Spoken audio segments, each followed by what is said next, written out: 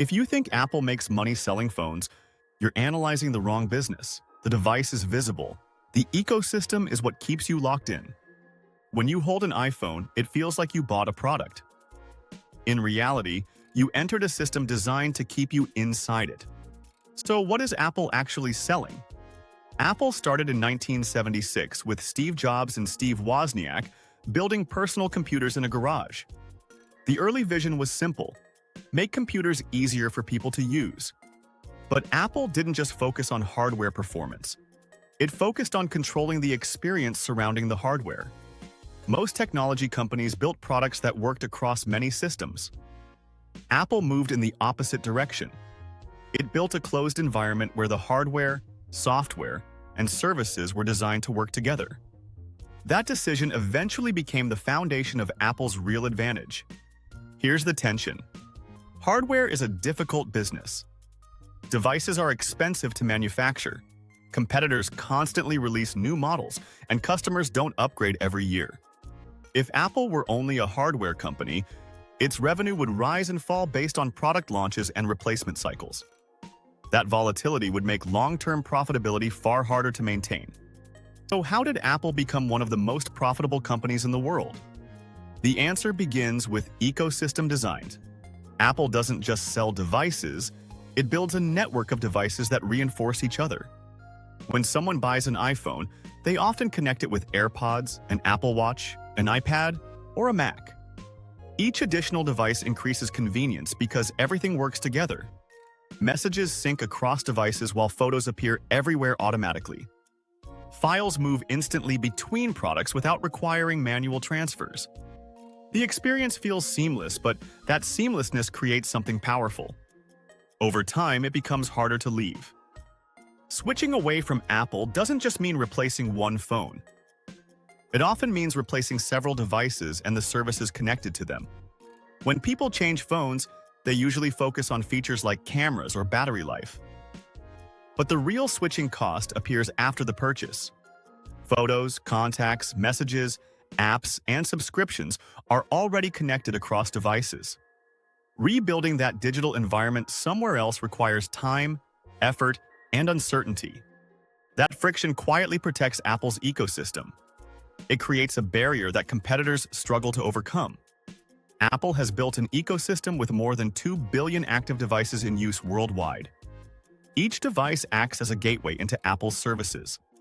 Those services include Apple Music, iCloud storage, Apple TV+, Apple Pay, and the App Store. They generate recurring revenue long after the original device was purchased. Now step back and look at the structure.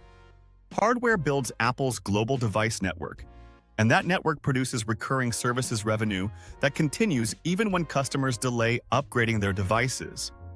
Apple generates hundreds of billions in annual revenue, but the composition of that revenue matters. Services alone produce tens of billions each year and carry much higher profit margins than hardware. Selling a phone produces a one-time purchase, but services inside that phone produce revenue that repeats every month. Which side of that equation becomes more powerful as the ecosystem grows? The App Store reveals the deeper mechanics. When developers sell apps or digital purchases inside apps, Apple takes a percentage of each transaction. For many purchases, that share is around 30%. That means millions of developers earn money inside Apple's ecosystem, while Apple earns a portion of each transaction.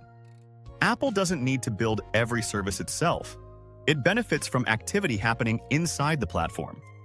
Developers also build for Apple because Apple customers tend to spend more money inside apps than users on many other platforms. That spending behavior attracts even more developers. More developers create more services, and more services make the platform more useful. As usefulness increases, more users join the ecosystem. That cycle reinforces itself over time. If you've ever bought an app, subscribed to a service through your phone, or paid for extra storage, you've already participated in this structure. The device feels like the product, but the ecosystem is the engine. Now consider the behavioral side. When people store photos in iCloud, backup messages, manage passwords, and connect multiple devices, they build a digital life inside Apple's environment. Leaving that environment becomes complicated because multiple pieces must move at once. Contacts must move, while photos migrate across systems. Apps must be replaced, and settings must be rebuilt. Most people simply stay where everything already works. Convenience quietly reinforces the ecosystem. Consider what happens when someone owns an iPhone, Apple Watch, AirPods, and a Mac. Notifications appear across devices instantly, while messages and files move between products without effort. Each connection seems small on its own, but together they create a system that becomes difficult to replace. That stability turns Apple's device network into a powerful revenue foundation. It also explains something important about Apple's strategy. Apple does not try to dominate every product category with the lowest price. Instead, it focuses on building products that strengthen the ecosystem. AirPods strengthen the iPhone experience. The Apple Watch strengthens health features connected to the phone. The iPad strengthens productivity features connected to the Mac.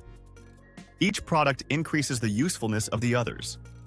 The more products someone owns, the more valuable the system becomes. Now consider what that means for competitors. A rival company can build a phone with similar hardware specifications. It can even match many software features. But replicating a fully integrated ecosystem across phones, tablets, computers, wearables, operating systems, developer platforms, payment systems, and global services infrastructure is far more difficult. That kind of system requires years of coordination and billions of dollars in investment. Even then, it only works if customers choose to stay inside it. Apple's advantage grows stronger as more people participate. More devices increase developer interest. More developers create more services, and more services make the platform more useful. As usefulness increases, more users join the ecosystem. That feedback loop strengthens the system over time. The product changes, but the pattern remains consistent. Costco built loyalty through membership, while Amazon built infrastructure through logistics and cloud computing. Apple built an ecosystem connecting devices, services, and developers into a single environment. Once someone enters that environment, leaving requires breaking multiple connections at once. Now consider the larger implication. When customers depend on a system for communication, payments, entertainment, productivity, and storage, the company behind that system gains stability. Hardware sales introduce customers to the ecosystem, while services generate recurring revenue inside it. The device attracts attention, while the ecosystem produces durability. Most people analyze what companies sell, but sophisticated observers analyze the systems those products create.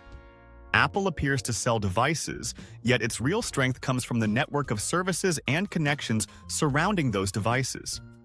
The device is visible. The ecosystem is what keeps the revenue flowing. Once you recognize that pattern, you begin seeing it across industries. Subscribe to Hidden Insights to keep exploring how major companies build hidden leverage into their business models, and tell me in the comments which company we should analyze next. Because the most powerful businesses rarely make their real money where the product sits.